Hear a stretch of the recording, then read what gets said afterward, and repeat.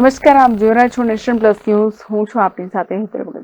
સુરતના કામરેજ વાવ ગામ ખાતે હચમચાવી નાખતી ઘટના સામે આવી છે, જેમાં કામરેજના વાવ ગામની સીમમાં શ્રમજીવી પરિવારની 1 વર્ષીય બાળકીને શ્વાન ખેંચી ગયો હોવાની માહિતી પ્રાપ્ત થઈ રહી છે. સુરતના કામરેજ વાવ ગામ ખાતે હચમચાવી નાખતી ઘટના સામે આવી છે. કામરેજના વાવ ગામની સીમમાં શ્રમજીવી પરિવારની 1 વર્ષીય બાળકીને શ્વાન ખેંચી ગયું છે. પુત્રીને જમીન પર સુવડાવી માતા રસોઈ બનાવતી હતી ત્યારે શ્વાને હુમલો કર્યો હતો. 48 કલાક વીત્યા છતાં હજુ બાળકીની કોઈ ભાળ મળી નથી. ડોગ સ્ક્વોડ અને એફએસએલની ટીમ સ્થળ પર મદદ લેવાઈ હતી. ફોરેસ્ટ વિભાગની ટીમની પણ મદદ લેવામાં આવી હતી. તો સ્થાનિકો પણ બાળકીને શોધવામાં જોડાયા છે.